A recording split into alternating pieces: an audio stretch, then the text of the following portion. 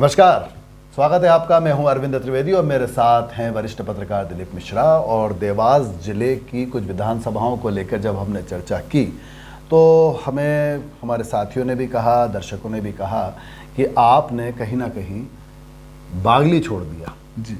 देवास की बात हो गई, हाटपिपलिया की बात हो गई, सोनकच्छ की भी बात हुई और खातेगांव कन्नौज की भी हुई और आगे भी होगी, क्योंकि अब जैसा कि आप जानते हैं कि अब कल चुनाव प्रचार का अंतिम दिन और अंतिम दिन के बाद फिर वो डोर टू डोर जो प्रचार होता है बड़ी खामोशी के साथ, लेकिन वो खामोशी के अंदर बड़ा तूफान छिपे होते हैं, खामोशी के अंदर बहुत सारे दांव छिपे होते हैं। और सबसे ज़्यादा गर्मा गर्म चुनाव का जो दौर होता है वो अंतिम दौर होता है। तो पहले बागली की बात करें। बागली में आपको क्या नज़र आता है? वहाँ पर कांग्रेस की तरफ से गोपाल भोंसले हैं और मुरली भंवरा भारतीय जनता पार्टी से, तो एक तो आरएसएस से ताल्लुक़ रखते हैं।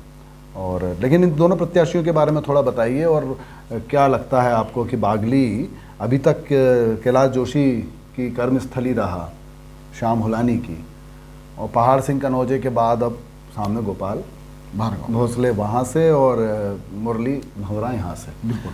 चलिए बताएं। जो बागली विधानसभा है ये मूलतः भाजपा का गढ़ माना जाता रहा है।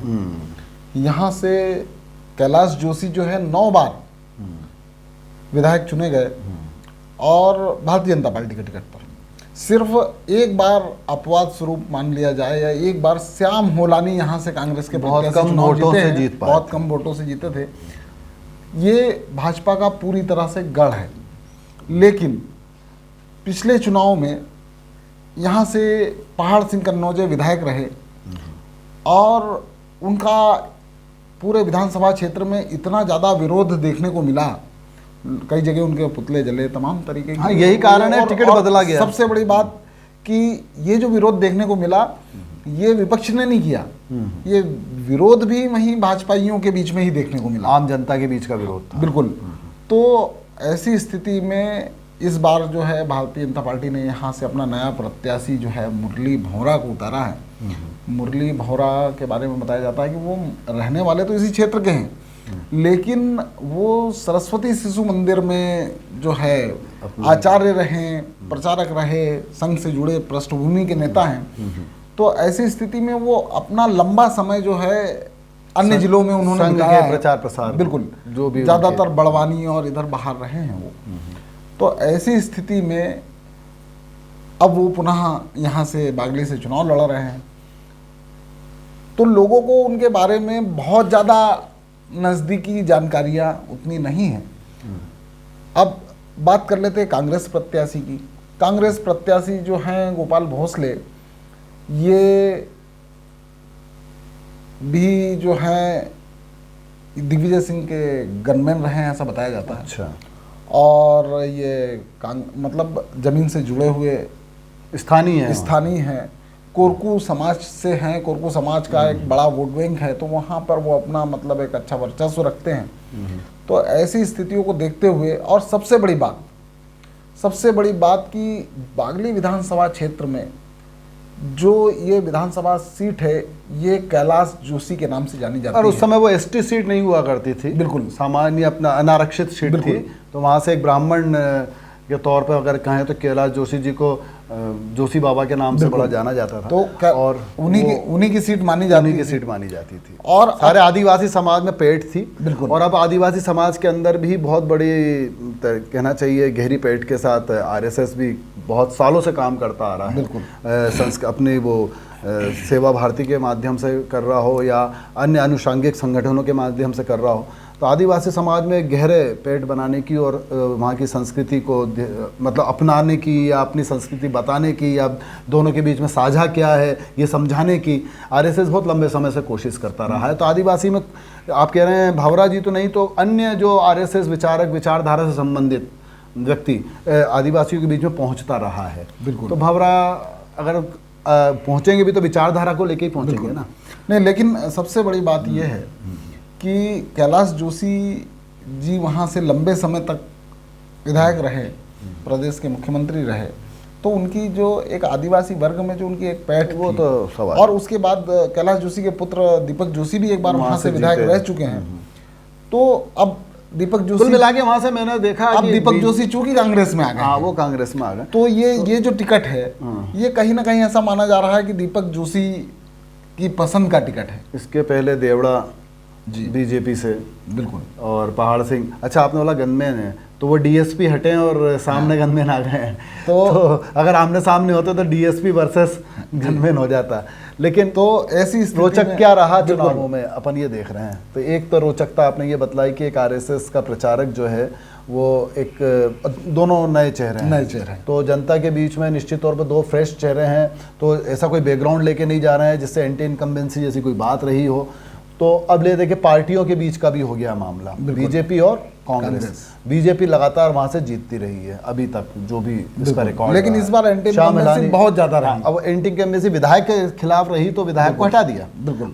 अब क्या ये रणनीति कितनी कारगर साबित होगी, क्योंकि उधर से भी एक नया चेहरा है, इधर से भी नया चेहरा है, और ये चेहरा विरोध के चलते आया है, बीजेपी का चेहरा, और जो आया है वो आरएसएस अब उसमें अपने तय जो भी मेहनत करना होगी, संगठन का व्यक्ति है तो उसके तहत वो आरएसएस राष्ट्रीय स्वयंसेवक संघ भी अपनी जो रणनीति होती है इस तरह की उनके लड़ने के सामने आके तो नहीं, लेकिन वो पीछे से किस तरह से विचारधारा को लेके चलते हैं और अपने कैंडिडेट को वो लगातार आगे रखने के लिए जो भी उनका एक तरीका होता है वो बड़ा इंटरेस्टिंग होता है, वो रखते हैं निश्चित तौर पर। तो अब ये तो हो गया दिलीप जी। इस बार सबसे बड़ी एक बात और रही, देवास जिले के 5 विधानसभा सीटों में एकमात्र बागली ऐसा विधानसभा क्षेत्र है जहां पर ना तो भाजपा की तरफ से और ना कांग्रेस की तरफ से कोई दिग्गज नेताओं की यहाँ कोई बड़ी सभाएं नहीं। अच्छा, स्टार प्रचारक बागली नहीं पहुंचे, हाट पिपलिया तो पहुंचे हैं, लेकिन ज्योतिरादित्य सिंधिया बिल्कुल हाट पिपलिया है तो वो बागली से लगा हुआ है। लेकिन हम उसको ये नहीं मानेंगे कि वो, क्योंकि दोनों का वोट का जो बैंक है, या कहना चाहिए जाति और समाज, इन सबको लेके बहुत डिफरेंस है। बिल्कुल। तो निश्चित तौर पर ये बात भी आपने अच्छी उठाई कि वहाँ पे कोई स्टार प्रचारक नहीं पहुंचा। खातेगांव तो पहुंचे हैं, बिल्कुल। सोनकच्छ भी पहुंचे हैं, देवास खातेगांव भी पहुंचे हैं, और सोनकच्छ में तो ज्यादा सभाएं हो गई। हाँ, प्रियंका और इधर सामने देखा योगी जाए तो आदित्यनाथ की हो गई। और एक बात और बता दूं कि चुनाव प्रचार के अंतिम दिन शिवराज सिंह चौहान की सभा एक और है वहाँ। अच्छा, वहाँ पर तो मतलब ताबड़तोड़ ये क्षेत्र को संभालने की कोशिश कर रहे हैं। अब पूरे मध्य प्रदेश की हम बात करेंगे, वो तो बात की बात है, लेकिन एक बात सामने आती है, वो देवास जिला भी उससे अछूता नहीं है, कि जाति की बात बहुत ज़्यादा चलती है। कौन किस जाति का है, कितनी जाति के कितने वोट हैं, और माना जाता है कि व्यक्ति अपनी जाति के व्यक्ति को ही वोट देता है। अब ये कब धीरे धीरे मुझे लगता है कि जब 100% साक्षरता होगी और 100% जब वोट डालने लगेंगे तो ये जाति वाला जो फैक्टर है ये अपने आप ही क्षीण पड़ने लगेगा।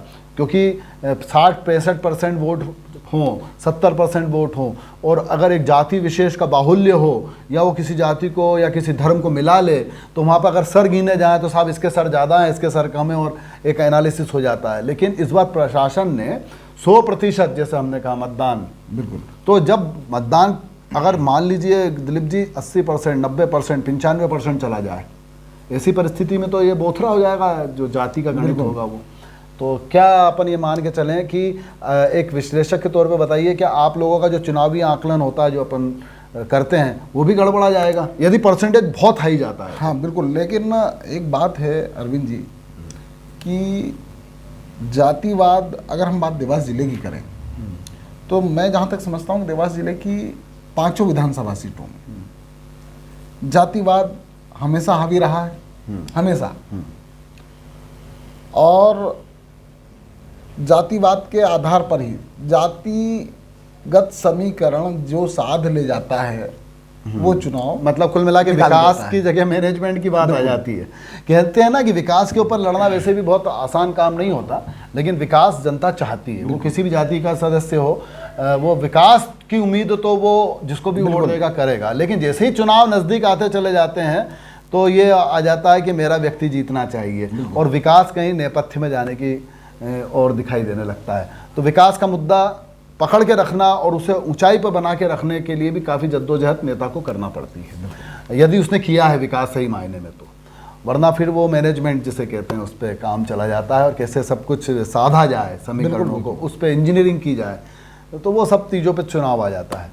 तो कुल मिला के ये सब बातें आपके सामने हमने आज विशेष तौर पर बागली की बात की, किस तरह से चुनाव चलेंगे, लेकिन आगे हम आपको कुछ और बातें बताएंगे जिसमें बड़े रोचक तथ्य होते हैं अंतिम दौर में। मैं सिर्फ एक बानगी देता हूं कि अंतिम दौर में मैंने जैसा कि आपसे कहा कि सब कुछ बहुत ठंडा ठंडा नहीं होता है। चुनाव जरूर एक तरह से शांत हो जाता है, प्रचार की धूम धड़ाका जो होता है, लेकिन उसके बाद जो अंतर्लहर होती है वो बड़ी तूफ़ानी होती है, बड़ी गर्मा गर्म होती है। उस पर हम अगले बार आपसे चर्चा करेंगे कि वो कौन कौन से तरीके अपनाए जाते हैं। तब तक के लिए हमको इजाज़त दीजिए।